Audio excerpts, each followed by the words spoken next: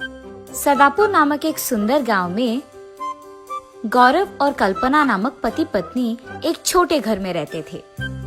वो दोनों उनके खुद के खेत में आलू की सब्जी को उगाते रहते थे। फिर उन आलू की सब्जी को गौरव की पत्नी कल्पना चिप्स में बनाती थी। फिर गौरव उन चिप्स को गांव में जाकर बेचता था। उसे बेचकर आए हुए पैसों से उनका जीवन कटता था। एक दिन वो अपने पत्नी के बनाए हुए आलू के चिप्स को लेकर दूसरे गांव में उसे बेचने जाता है। आलू के चिप्स, घर पे ही बनाए हुए ताजा ताजा आलू के चिप्स। आइए बाबू आइए, एक चिप्स पैकेट का सिर्फ 5 रुपए, जल्दी आइए बाबू। उसके ऐसे जोर जोर से चिल्लाने के कारण आसपास वहाँ से गुजर रहे सारे लोग उसके पास जाकर वही चिप्स खरीदते थे। ऐसे उसके पास बहुत सारे लोग आते थे। वैसे वो उसी दिन चिप्स को बेचते हुए वहाँ से चल रहा था। बीच रास्ते में उसे उसका पहचान का एक आदमी एक दुकान में दिखाई देता है। उसे देख वो ऐसे सोचता है, हाँ, एक समय में मेरे ही साथ ये आदमी सुरेश चिप्स बेचता रहता था। आजू बाजू के गांव में जाकर वो मेरे ही साथ मेरा ही काम करता था, लेकिन अब देखो ये इस बड़े दुकान का मालिक बन गया है। हाँ, इसे देखकर तो मैं दंग रह गया हूँ। मैं भी सुरेश की तरह बहुत मेहनत से काम करूँगा और आजू बाजू के सारे गांव में मेरे चिप्स को बेचकर मैं बहुत बड़ा आदमी बन जाऊंगा। एक दिन मेरा भी ऐसा ही दुकान होगा जहां मैं खुद के अपने चिप्स यहाँ बनवाकर उन्हें बेचूंगा। वो दिन दूर नहीं है। ये सोचते हुए वो उसके घर पहुंच जाता है और ऐसे ही कुछ दिन बीत जाते हैं। एक दिन जब उसकी बीवी आलू की चिप्स बनाने के लिए देख रही थी तो उसे दिखाई देता है कि घर पे आलू की सब्जी तो है ही नहीं। और ये देख वो उसके पति के पास जाती है। सुनिए, घर पे आलू के चिप्स बनाने के लिए आलू ही नहीं है। आप एक काम कीजिए, तुरंत आप खेत जाकर आलू की सब्जी को यहाँ ले आइए, तभी आज के लिए चिप्स बनेंगे, वरना नहीं बनेंगे। ठीक है? ठीक है कल्पना, मैं अभी खेत जाकर आलू की सब्जी को लेकर घर आता हूँ। ऐसे कहकर गौरव खेत जाता है और आलू की सब्जी को एक के बाद एक अपने हाथ में लेते रहता है। अब घर लेके जाने के लिए तो इतने काफी है, लेकिन मुझे एक बार ये देखना होगा कि कहीं इन सब्जी के नीचे जमीन की मिट्टी में कुछ रह तो नहीं गए। ऐसे सोचकर गौरव मिट्टी में और खुदाई करता है। इसके दौरान उसे जमीन की मिट्टी में छुपे हुए कुछ आलू के सब्जी तो मिल ही जाते हैं, लेकिन उनके साथ ही उसे चमकते हुए कुछ नजर आता है। वो देख वो रुक जाता है। अरे ये क्या चमक रहा है? ये क्या हो सकता है? चलो इसे निकाल कर देखने पे ही पता चलेगा। ये फैसला करके वो जब खुदाई करने लगता है, मिट्टी निकालते निकालते उसे मटके की तरह कुछ दिखाई देता है। मिट्टी में 2 मटकों को देख वो चौंक जाता है। अरे ये क्या? मेरे जमीन में, मेरे खेत में ये दोनों मटके कहाँ से आए? क्या किसी ने इन्हें यहाँ लगाया होगा या फिर कोई इसे छुपा रहा है क्या? वैसे ये कपड़े से ढके क्यों हैं? क्या इन दोनों मटकों में कुछ हो सकता है? होगा ही, वरना कोई और इसे कपड़े से क्यों बांधेगा? मुझे इस कपड़े को निकालकर देखना होगा कि आखिर इन मटकों में है क्या। जब वो दोनों मटकों पे कपड़ा निकाल के देखता है, उसे दिखाई देता है कि इन दोनों मटकों में सोना भरा था। ये देख वो दंग रह जाता है। अरे बाप रे, ये तो सोना है! इन दोनों मटकों में सोना तो भरा है।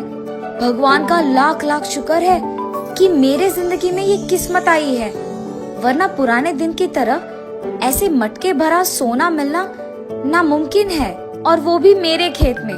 अब से मैं इन सोने भरे मटकों से आराम से जी पाऊंगा। मुझे मेहनत करने की कोई जरूरत नहीं पड़ेगी। मैं खुशी खुशी इस सोने से जी लूंगा। लेकिन क्या किसी ने मुझे इन मटकों के साथ देख लिया? ये सोचते हुए वो उसके चारों ओर देख लेता है। कोई नहीं है। अब मैं इन मटकों का क्या करूं? अगर इन्हें घर लेके जाऊंगा तो सभी गांव में पूछेंगे कि ये मेरे पास कैसे आए। फिर उनको जवाब देना पड़ेगा। इसीलिए इनको घर ना लेके जाना ही बेहतर है। और अगर मैं ये सब अपनी बीवी से कह दूं तो वो जरूर एक ना एक दिन किसी को बता ही देगी। अब बचा सिर्फ एक ही रास्ता। इन मटकों को मुझे यही कहीं छुपाना होगा। इन मटकों को मैं यही कहीं छुपा लूंगा खेत में, ताकि बाद में इनमें मौजूद सोने को मैं एक के बाद एक धीरे धीरे खर्च करूंगा। तब गांव में किसी को मेरे पे शक भी नहीं आएगा। तब तक इनका यही रहना अच्छा है। पर इन्हें छुपाऊं कहाँ? अरे हाँ, ये अच्छा विचार है। मैं इन मटकों को वही छुपाऊंगा जहाँ ये मुझे मिले हैं। खेत में ही लगाऊंगा और मिट्टी में खोद कर इन्हें छुपाऊंगा, तो किसी को शक भी नहीं आएगा कि मुझे ऐसा कुछ मिला भी है। ये फैसला करके वो उन मटकों को वही छुपाकर उसके घर चले जाता है, सिर्फ आलू की सब्जी के साथ। अरे, आपने बहुत देर लगा दी, मैं कब से आपकी इंतजार कर रही थी। अरे वो कुछ नहीं कल्पना, तुम ये आलू की सब्जी जल्दी लो और चिप्स बना दो। मुझे गांव जाकर इन्हें बेचना भी है ना। जल्दी जल्दी काम पे लग जाओ। जाओ जाओ। ऐसे उसकी बीवी से कहकर वो उसे जल्दी जल्दी आलू के चिप्स बनवाता है और उन्हें ले जाकर गांव में उन्हें बेचने लगता है। ऐसे कुछ दिन बीत जाते हैं। वो हर रोज की तरह आलू के चिप्स को बेचने निकलता है। तब उसे एक दुकान के बगल में दो लोग की बातें सुनाई देती है। अरे सृजन, तुझे पता है हमारे गांव में बहुत लोग ना दुख है। कुछ लोग इस कारण कि उनके पास नौकरी नहीं है, कुछ लोग इस कारण कि उनके पास करने के लिए काम नहीं है, कुछ और लोग उनके पास पैसे ना होने के कारण ऐसे बहुत निराश और दुखी बैठे हैं। अगर मेरे पास पैसे होते ना तो मैं पक्का ऐसा करता कि हमारे गांव में कोई भी दुखी नहीं बैठता। अरे माधव, तुम्हें पता है पुराने दिनों में ना एक ऐसे ही आदमी को सोने के मटके मिले थे। उस मटके में पूरा सोना कूट कूट के भरा था। पता है उस आदमी ने उस पैसे से क्या किया? उस सारे सोने को सबको बांट दिया और उस गांव का ख्याल रखा था। उसके बाद उसने काम करना भी बंद नहीं किया। वो काम करते ही गया, हर रोज मेहनत से वो भी। और उसके बाद उसे एक दिन खेत में काम करते हुए मिट्टी में खुदाई करने के बाद और भी बहुत सारे सोने के मटके मिले थे। उससे वो सबकी मदद करते हुए खुशी से जिया था। सच सृजन, इतना हुआ था? अरे वाह, वो तो बहुत नेक इंसान है। फिर इन दोनों आदमियों की बातें गौरव वहाँ से सुन रहा था। जैसे उन लोगों ने कहा है वैसे ही मेरे जिंदगी में भी हुआ है। पुराने दिन के तरह ही मुझे भी तो सोने के मटके मिले हैं, पर अगर और भी मटके नीचे हो तो मुझे अभी जाकर देखना होगा कि ऐसे मटके और भी मिट्टी में छुपे हुए हैं। अगर है तो मुझे जल्दी जल्दी उन्हें निकालना ही होगा और आजमाना होगा उन्हें। ये फैसला करके वो तुरंत भागते हुए उसके खेत के पास जाता है। सारे आलू के चिप्स को वही छोड़ देता है और उन्हें बेचता भी नहीं है। खेत पहुंचते ही उसे दिखाई देता है कि आजू बाजू के खेतों में भी सारे लोग मौजूद हैं। उतने सारे लोगों का वहाँ होने के कारण वो कुछ नहीं कर पाता है। अरे, अब तो बहुत सारे लोग हैं। सुबह का समय है ना, इसीलिए इतने सारे लोग हैं। अगर रात में आऊंगा तो कोई नहीं रहेगा, इसलिए इनको शक ना आए, इसी कारण मैं अभी ऐसे बर्ताव करूंगा जैसे मैं यहाँ से आलू की सब्जी ले जा रहा हूँ। ऐसे करके वो सबके सामने आलू की सब्जी लेकर उसके घर वापस चले जाता है। रात होते ही वो उसके बीवी के सामने नाटक करता है जैसे वो सो रहा है। उसके बीवी के सो जाने के तुरंत बाद वो वहाँ से छुपके उसके खेत चले जाता है। रात के समय में खुदाई करूंगा तो किसी को सुनाई और दिखाई भी नहीं देगा, तो यही अच्छा समय है। सबसे पहले जो मटके मुझे पहले मिले उन्हें मैं घर पे रख दूंगा। उसके बाद यहाँ वापस आके मैं और खुदाई करूंगा ताकि मुझे और मटके मिले तो उन्हें भी मैं घर ले जा सकूंगा।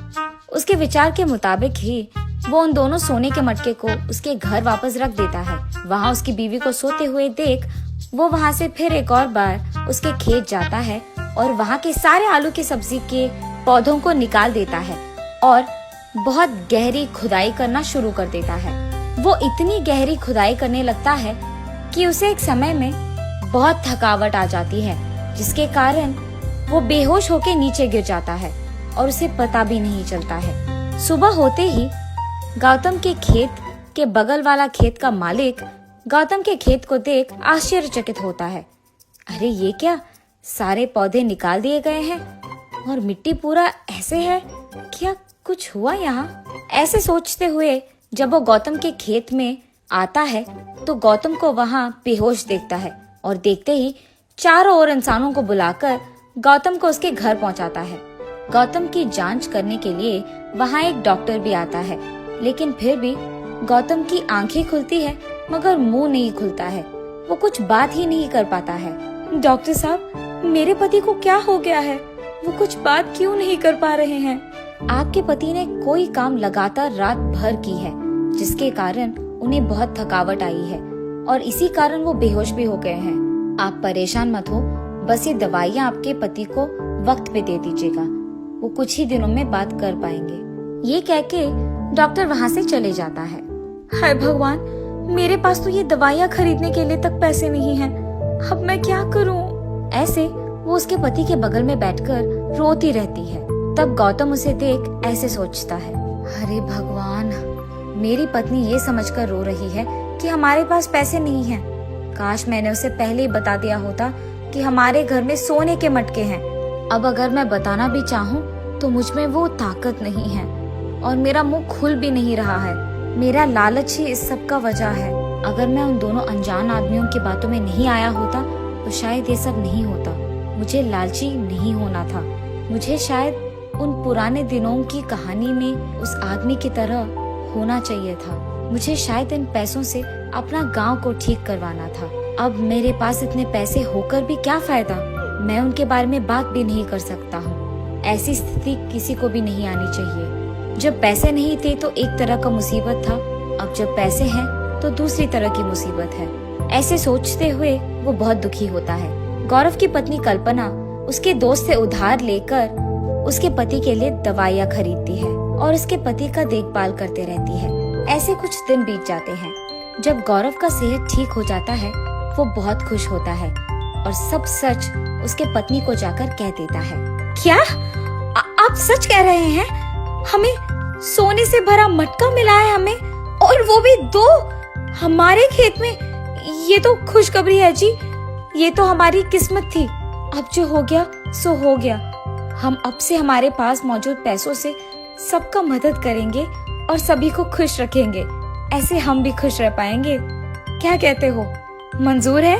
अरे मुझे तो बिल्कुल मंजूर है कल्पना, तुम तो ठीक कह रही हो एकदम। और तब से उन दोनों के फैसले के मुताबिक ही दोनों उस सोने को पैसे में बदलकर सबकी मदद करते हुए मेहनत करके एक बड़ा आलू के चिप्स का दुकान लगाकर उसमें काम करते हुए खुश रहते हैं।